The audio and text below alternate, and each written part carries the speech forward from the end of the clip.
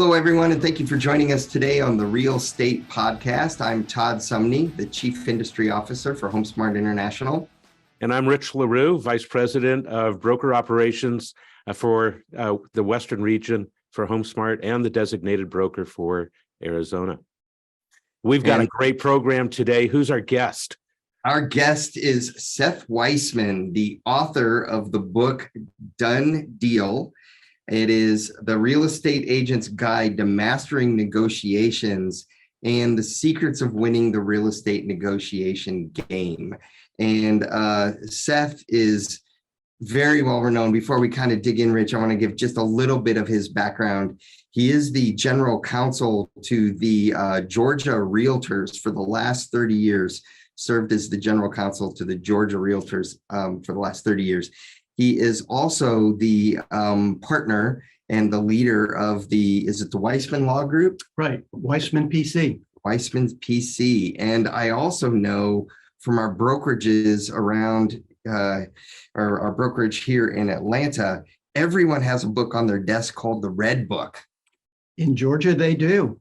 And tell us a little bit about the Red Book. What is the Red Book? Well, the Red Book is kind of a contract textbook for written for realtors, telling realtors how to understand and read contracts in Georgia and how to stay out of trouble when using contracts.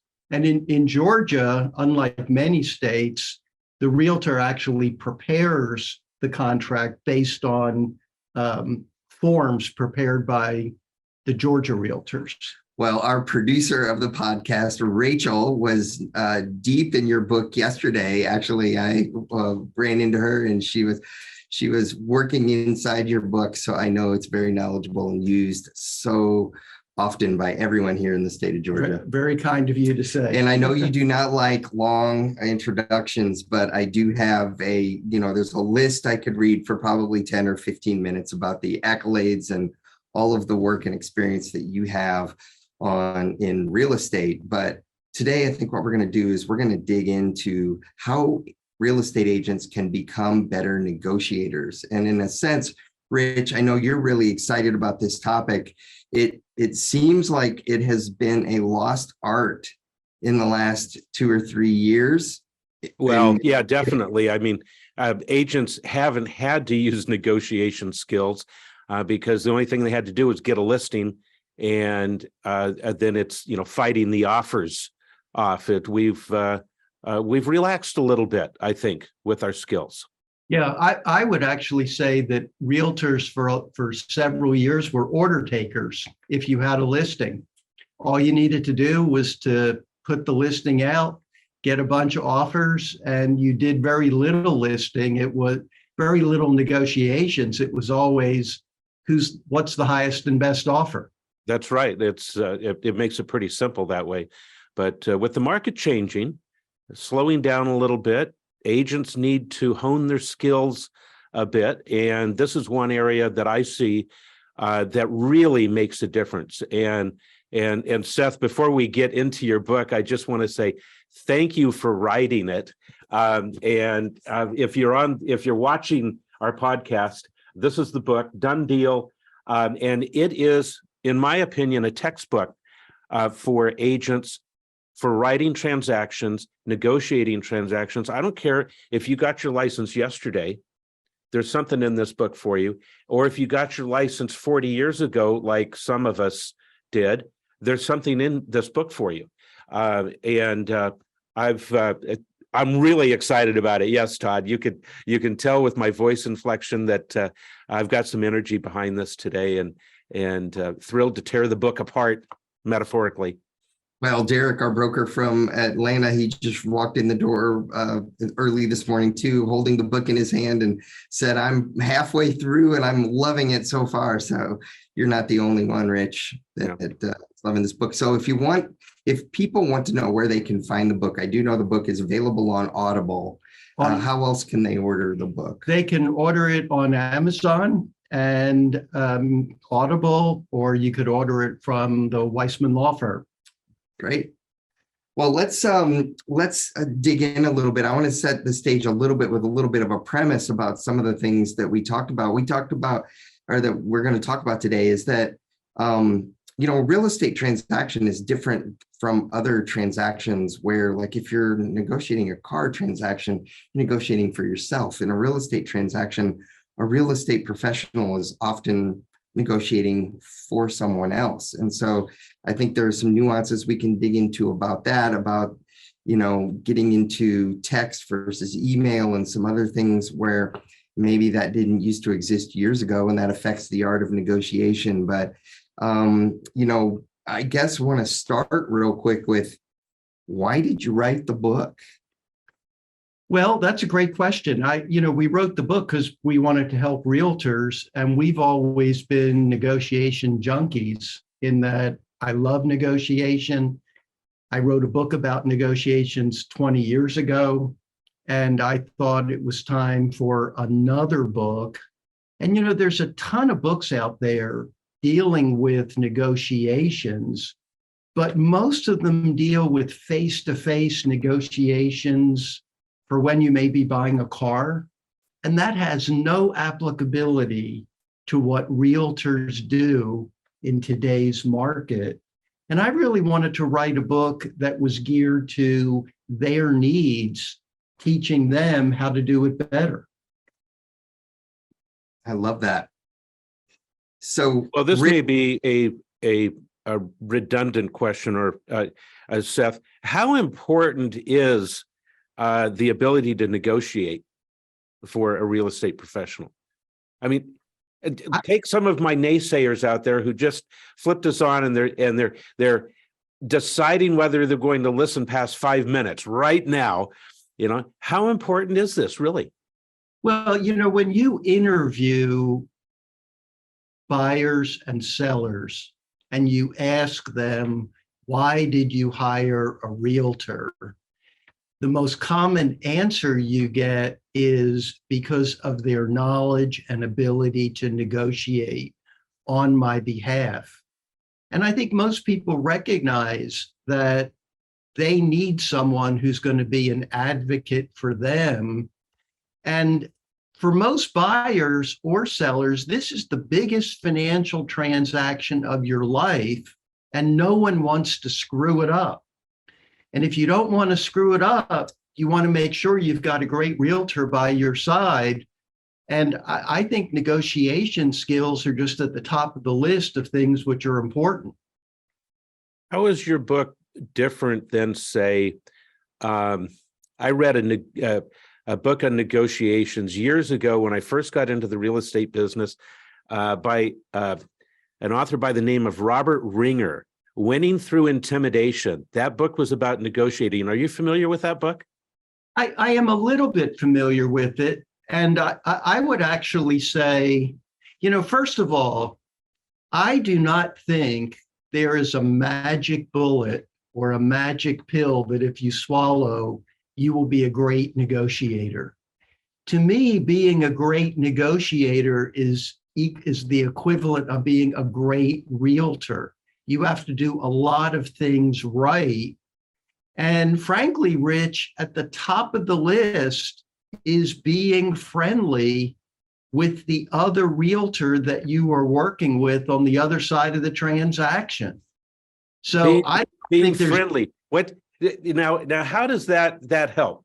Because we've got some folks listening and watching to this podcast saying, "Friendly? I don't want to be friendly with the other realtors. They don't know what they're doing. I just want to get the deal done." Well, I think all the scientific studies, Rich, have said we are more inclined to want to help someone with whom we have a good rapport and who we like. And I think when you are working with another realtor, you want to build trust, you want to build a sense of professionalism, you want to build a sense of teamwork. We're both trying to accomplish the same thing. And there are some realtors who like to have some swagger in what they do, where they want to intimidate a little bit. I just think that's the wrong approach to being successful as a negotiator. if you dislike the person on the other side, you are not going to be inclined to want to help them get a deal done. By the way, personally, I absolutely agree with you. I bring up those other scenarios just because there can be a prevailing thought process out there with some, and so I think that no one cares how much you know until they know how much you care. And when you insert that into the real estate transaction and you start negotiating that way, I think it certainly helps. And you have a chapter dedicated to that. We do. And again, I think to me, it's more than being friendly. I think what you really need to do is to make the other realtor's life as easy as possible. We're still in a market where in many cases there may be multiple offers. You want to be the person that the listing, if you're on the buy side, you want to be the person that the listing agent wants to do a deal with. Well, I think the underlying current, Rich, here is that we all know, we've heard the phrase, nice guys finish last, and sometimes people feel like, well, if I'm a little bit too friendly, am I giving away, I grew up in the Midwest. In the Midwest, we're friendly people, we're nice. And does that harm me in a negotiation? And I think there's a fine line that the book does a great job of articulating, that you need to be firm at certain points, but it starts with what Seth is saying, answering your phone, number one, not frustrating. And for all of you listening, that's the number one complaint that I hear from agents, often is just the communication with some agents, that some agents don't answer their phone. So number one, answer your phone. Don't frustrate the other agents. But then on top of it, I think Seth does a great job of articulating how to begin that relationship, because real estate is a relationship business, right? You see it every day, right? Oh, yeah. Big believer in it. And along those lines, Seth, what if you were going to talk to, say, a less experienced negotiator? Do you have a tip or two for the less experienced negotiator? Well, I think one of the things I think a less experienced negotiator needs to always do is to know the value of the properties for which they are negotiating. And when you think about that, I think a lot of people assume that the list price is probably about what the house is worth. And that is just simply not the case. I've seen people overpay significantly because they didn't take the time to do their homework.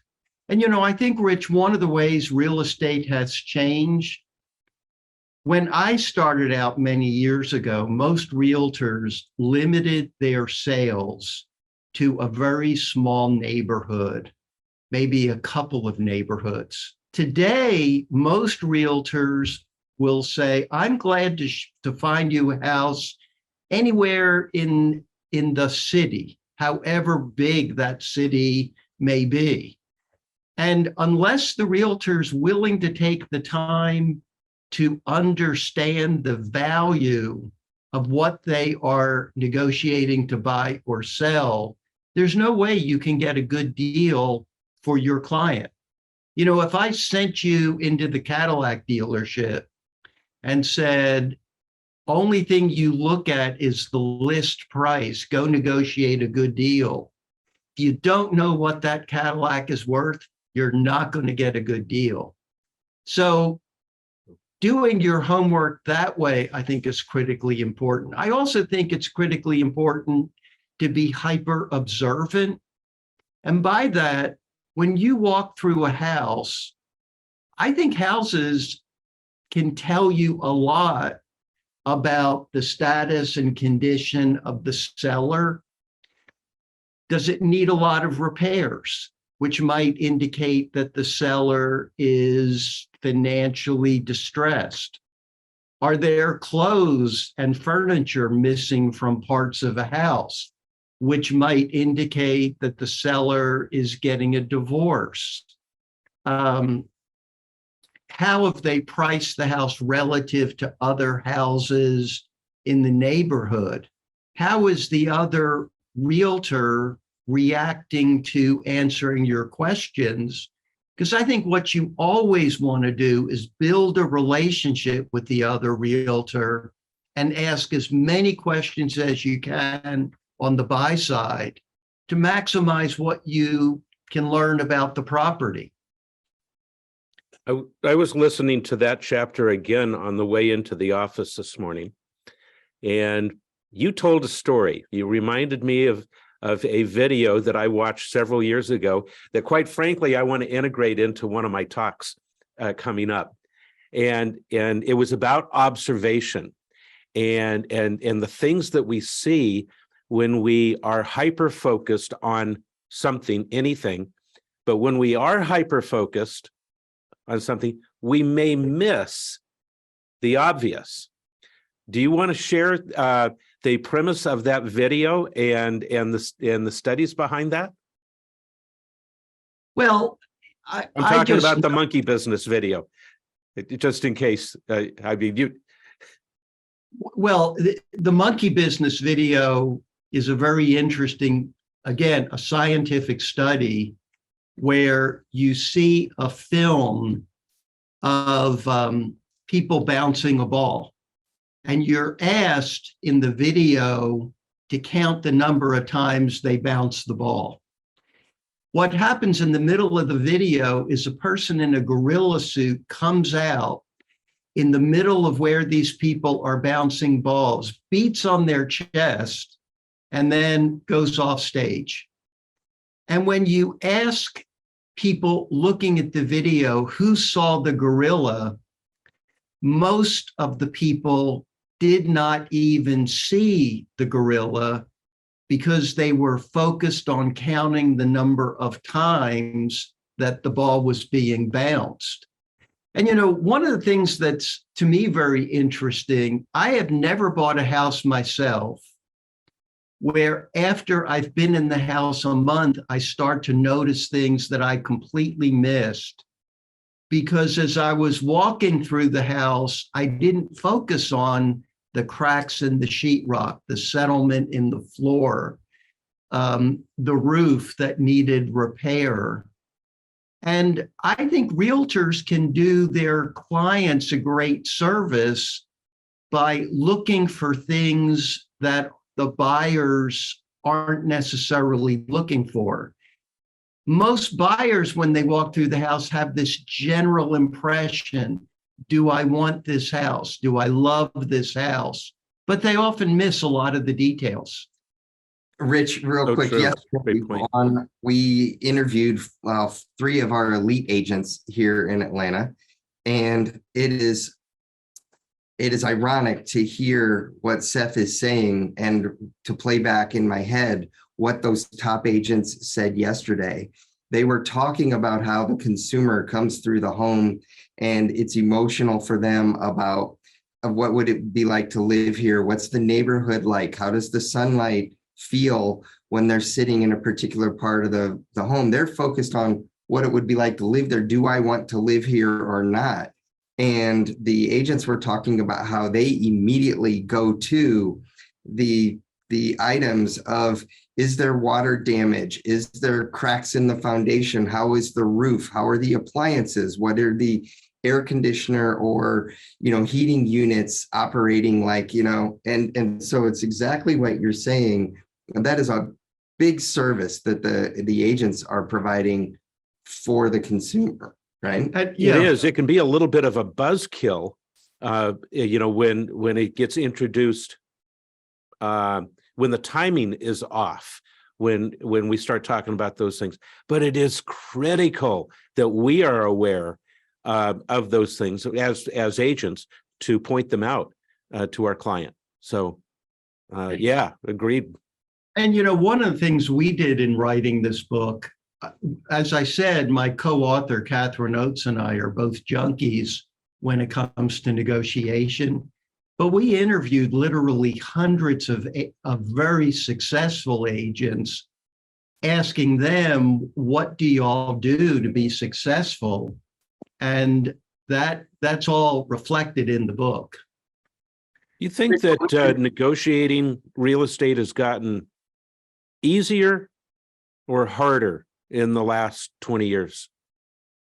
I think it has gotten harder for one main reason, which is we don't communicate face to face anymore.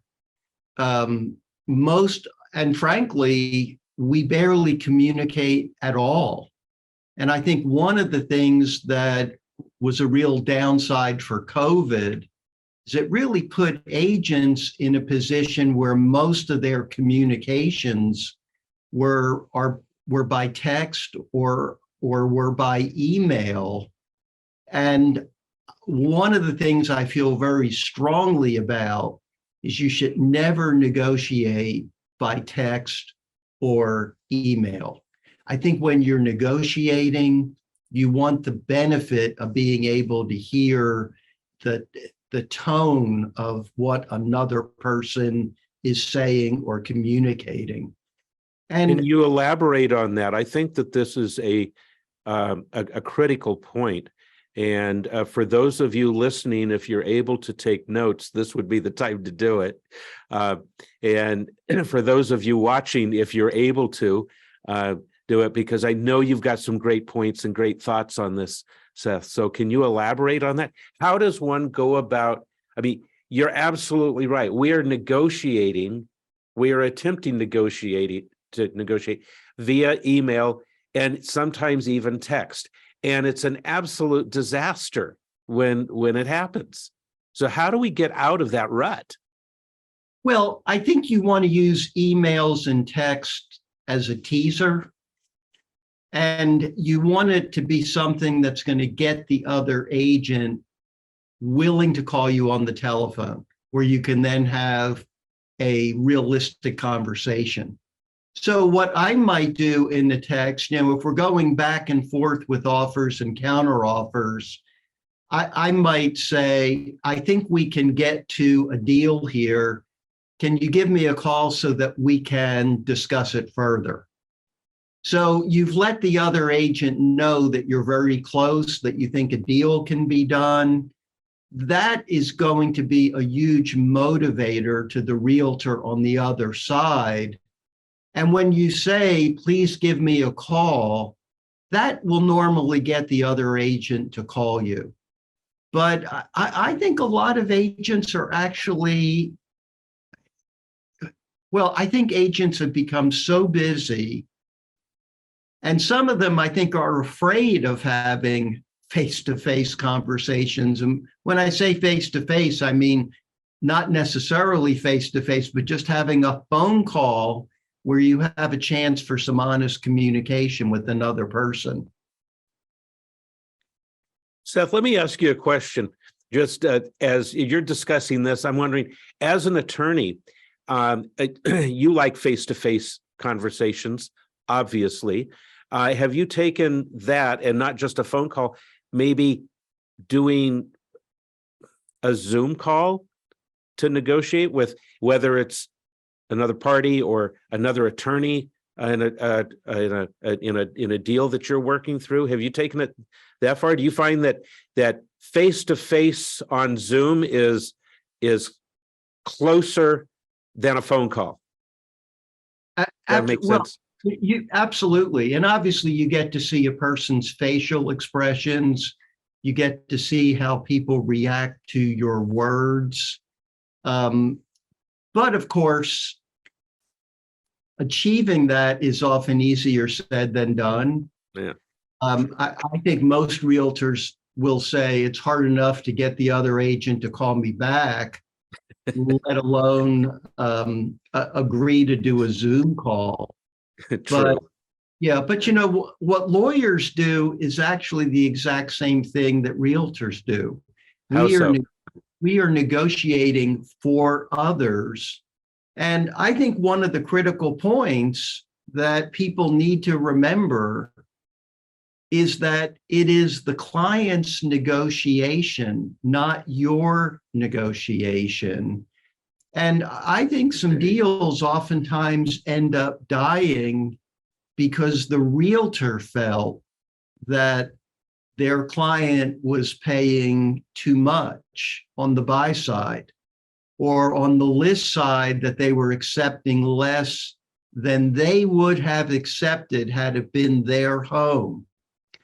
But it ain't their home. They're not going to be living there. And if the client is happy with the deal, that should always be a successful conclusion. You don't necessarily need to be your happiest, but if your client is, you've achieved great success. Are you suggesting that as real estate professionals, we should get out of our own way sometimes and let our clients buy the house? Well, I think it's really a matter of the negotiation is an emotional enough transaction. What we don't want to do is to make it any more emotional than it needs to be. And I think that's where the realtors need to play a different kind of role, where they don't get emotionally wrapped up in the deal. To them, it should be a business transaction. I think that's very well stated. Yeah, thank you. Word mediator comes to mind in that situation for me. Well, I think for experienced agents, probably the two things I would say that experienced agents need to do is, one, I think an experienced agent always learns that with the high degree of emotionality in these transactions, we need to filter our communications always so that we're not giving our client word for word verbatim regarding what they've heard from the other agent. You know, if the other agent is saying, I can't believe that you have avocado green appliances from the 1960s. I can't believe you have flowered wallpaper that hasn't changed in the last 30 years. That would never be something an experienced agent would say to their client. It's just going to make the client mad. You know, this house is a reflection of who they are. You're attacking it. When you filter communications, you say something like, well, you know, the buyer's going to want to make some changes to the house. That's going to cost some money. And they're factoring that into the price they're willing to offer. And filtering is critical. And I think the other thing that is critical is learning to make yourself a mediator, or to at least create the illusion of being a mediator. And by mediator, I'm saying what you want to never do is to be perceived as the obstacle to getting a deal done. Right. So if what I say to you, Rich, is I think your house is way overpriced.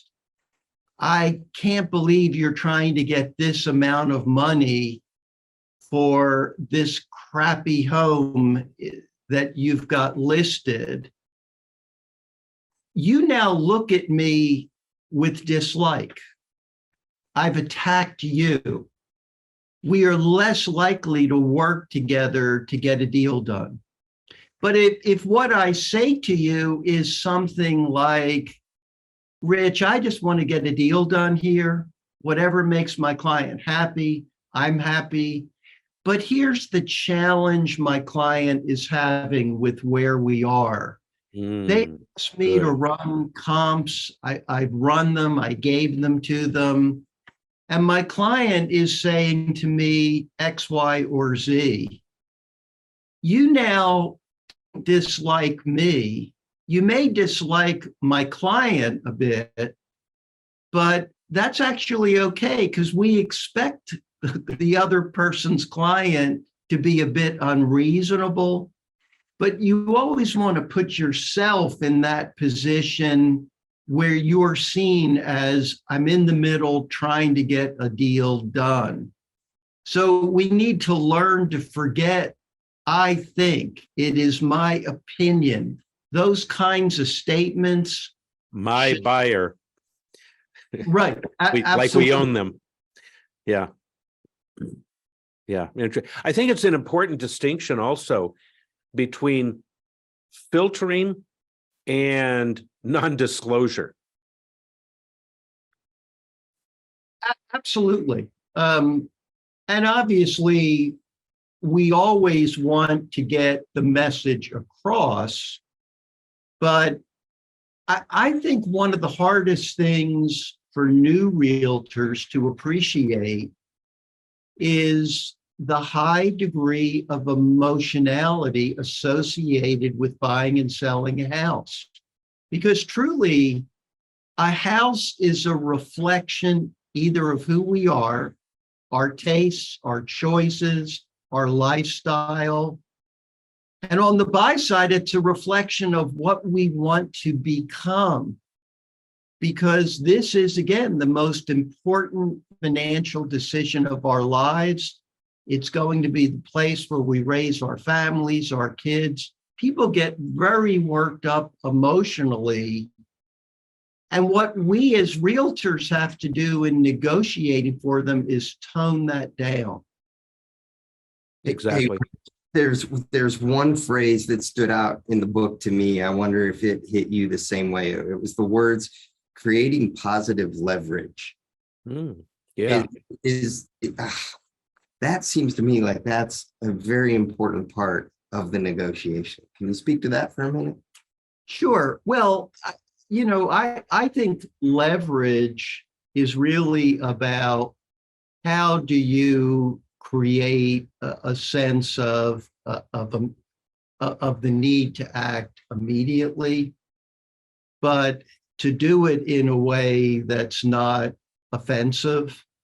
And I think certainly experienced realtors know how to create positive leverage.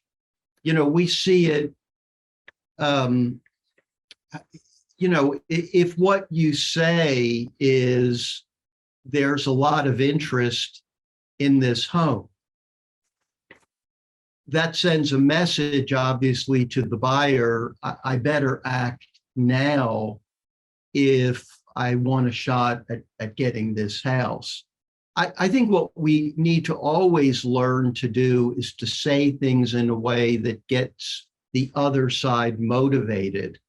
If I'm on the buy side and I say to you, this house may work, we're excited about it, but there's some other houses we're also considering. That sends a message to the seller, hey, I better be flexible here if I want to sell my house to this buyer. But with regards to creating that leverage, you have to truly understand where you are in the marketplace, because markets are constantly changing, as we know. If you've got 50 people lined up to see a house, and on the buy side, I tell you, well, we're also looking at 3 other houses, Rich is going to chuckle and say, good luck, I'm going to have a contract and 3 backup offers by the time you come back to see the house. So I think you always need to understand kind of the dynamics of a real estate market.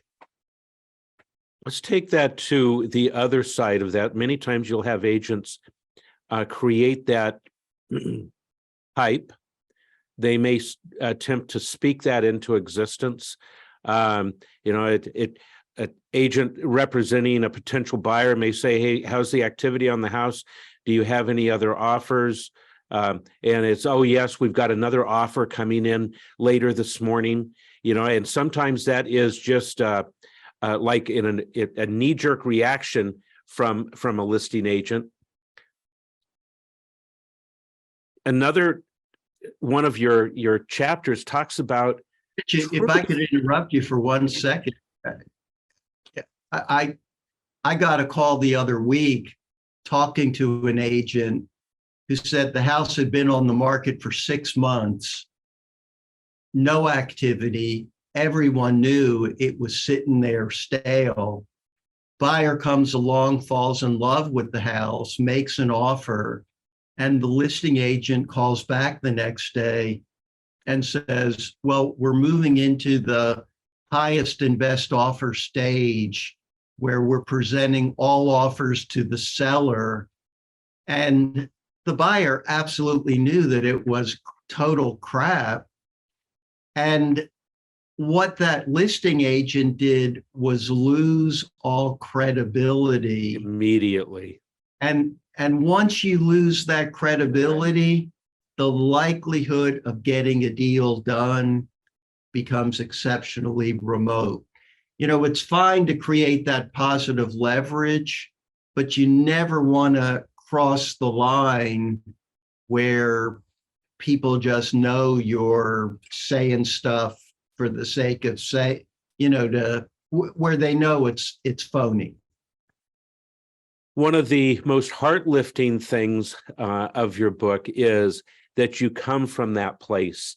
Every chapter, every word is about truth and honesty, negotiating but not manipulating, and I think that's critical to maintain your credibility, not only with this transaction, but as your reputation as a professional and as an experienced negotiator. Yeah, because if you lose that credibility once, if you're caught in a lie, that will travel with you as long as you interact with the other realtor. The other realtor will never trust you. And when that trust is broken, I think it is frankly impossible to recapture it to get deals done. Agreed. Yeah. Rich, I've worked with you for many, many years, and you've been excited every conversation we've had with Seth. You've been excited since you've read the book. But you run the 8th largest brokerage in the United States. You see transactions coming across your desk and the other brokers' desks every single day. And, so this hits very close to home for you because every transaction is a negotiation. And we were talking yesterday that the word transaction, we use that here in our industry internally, but to the consumer, it's not a transaction. It's everything. Yeah. And, and so I guess what I'm digging for from you real quick is what got you so excited about this book? And, what were a couple of the key things that really spoke to you so quickly? Because I saw you react. I saw you did the book. Yeah. This is like oxygen to me. This is the lifeblood of our business. We negotiate everything. And no matter what you think it is, it's a negotiation. Going to dinner with my wife is a negotiation, and all of you in the Atlanta studio right now, I know you're chuckling under your breath. You know exactly what I mean. It just is, and so we have to keep our poise on these things every single minute. But as it relates to real estate deals, and this is a closed group that's going to see this video. Transactions is a mouthful. We don't call them transaction. We talk about the deals we're doing, and in order to get a deal done and across the finish line, everything is a negotiation. And so I just saw this book at an opportune time, and being written by somebody with immense credibility. Sorry, and I really like the way you took it, Seth, to 2023 and negotiating in today's times. if we've been in the business for more than a minute, we've read some book on negotiation skills, and there's hundreds, maybe thousands of them out there. One of the things that I really liked and what spoke to me, Todd, was not negotiating via text and email, because there's so many agents who don't want to have a conversation. Don't call me, just email the offers here, and I will only communicate by email. And I think they're doing themselves and their clients a disservice by that. But the point is that we need to get that agent on the phone and to be able to communicate with him, to be able to talk to him, to be able to have a conversation, to be able to build rapport and get somewhere with it, because otherwise it's numbers on a page and there is no emotional attachment to it at all. And this is a very emotional business. It's a very emotional transaction for everybody involved. As a side note, as a buyer and a seller, as a client, I have found that I am horrible. And as a broker dealing with me as a client, I want to fire myself often. I can handle my own transaction as a broker, but as a buyer or a seller, I'm a basket case. And it's interesting. I think we all need to do, we all need to move every few years. So we have the opportunity to be put in the situation and deal with the emotions that we have to deal with, and then negotiate on top of that. It's a tall order. Well, I think you make some great points, Rich. And I would just say, to be a great negotiator, it's not one secret thing that you do. It's really about doing a whole host of things correctly and the right way. And I think a lot of it comes down to being the friendly, credible professional that other people like and trust. That's the kind of person who's going to get a lot of deals done.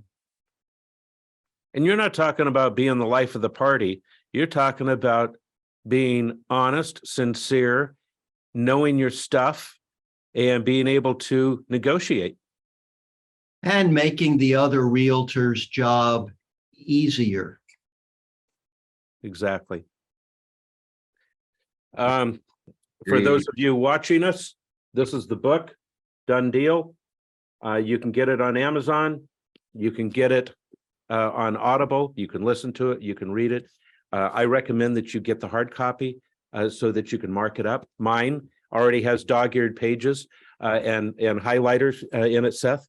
Good stuff. Really appreciate the fact that you and Catherine took the time to write the book. And I really do think it's a textbook for real estate professionals. Well done. Well, thank you so much, Rich. Well, thank you, Seth, for being here today on the Real Estate Podcast. Rich, thank you for your insight as usual. And it was a fun conversation. Wasn't intentionally being a book plugging deal here or a conversation, but it turned out to that. It was a great book. Yes, it is. It is. Well, again, thank you so much. Greatly appreciate it. Well, thank you all for listening. We hope that you've enjoyed today's episode of the Real Estate Podcast. I'm Todd Sumney I'm Rich LaRue. And with Seth Weissman. And so thank you all for joining us today. We'll see you back on future episodes. Like what you're hearing on The Real Estate? Tell your friends about us. Tell them to check out all of our episodes on Google Podcasts, Apple Podcasts, YouTube, and Spotify. And don't forget to send any topics you want us to tackle to therealestate@homesmart.com.